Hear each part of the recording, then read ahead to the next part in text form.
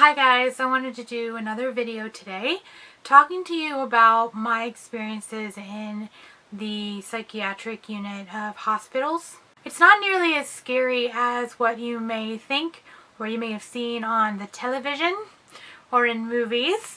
There's not a lot of patients shuffling around and weird things happening.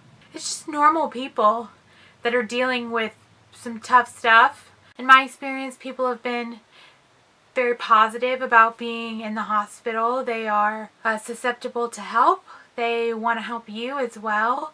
They want to share their stories, and they are happy to be there. They're happy to be getting the help that they need. So that's kind of my experience as far as the people go that you run into other patients. And that's really nice to have people around you who understand, people around you who are looking for help and who want to be helped, who want to help you as well.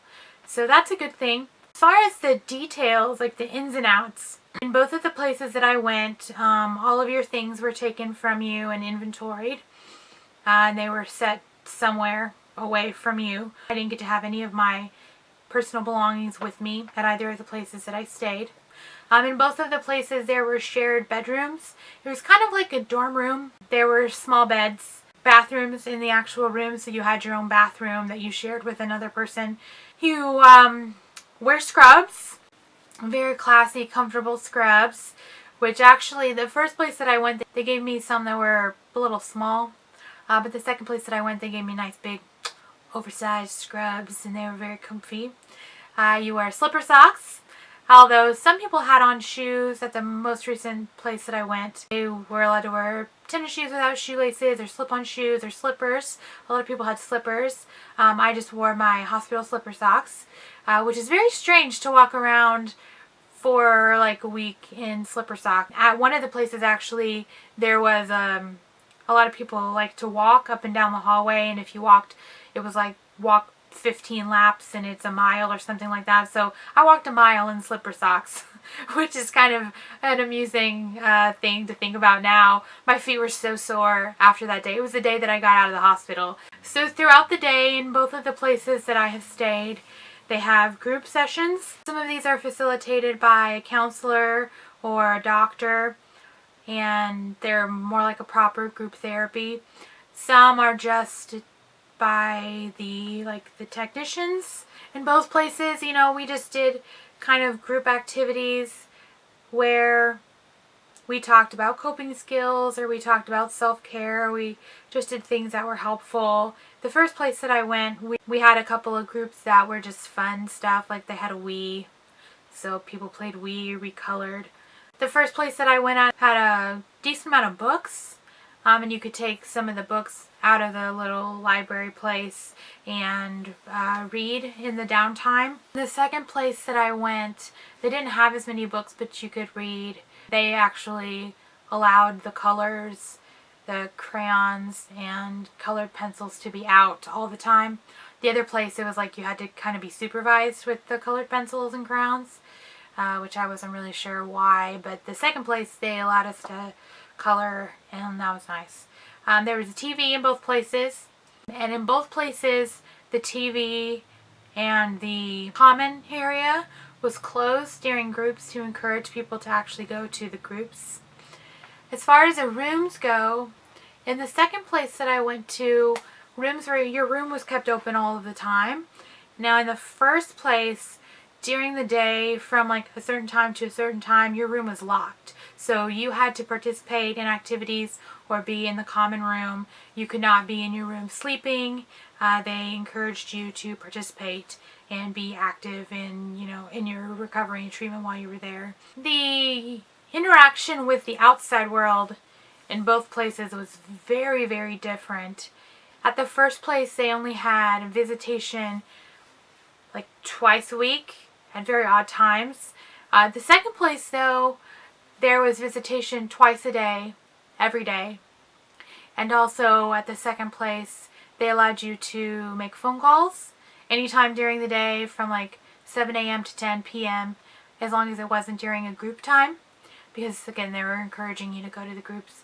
But at the first place, the time on the phone was just like from 6 to 9 p.m. and 6 to 9 a.m. or something like that. It was very restricted on the time that you could be on the phone. So a lot of similarities, but some significant differences. There was actually a lot less to do at the place where I stayed just last week.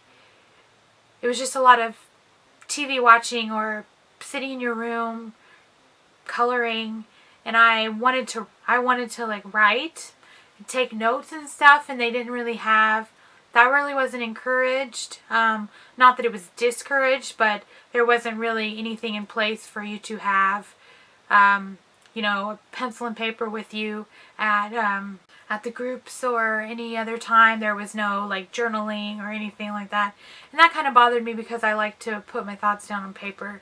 So I just took it upon myself to kind of grab a pencil when I could and write things down kind of in my own free time.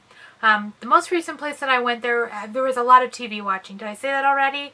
Everybody just watched TV all the time, and that really bothered me because I just don't think it's the healthiest thing to do, just sit in front of the TV. That kind of sucked. I didn't like that. There weren't as many groups at the second facility either. Oh, the food. Man, I love hospital food, and let me just tell you that when someone is just serving you food for every meal, that's pretty boss. Both places, we chose our food the day before for the next day, so we had like a limited list of options.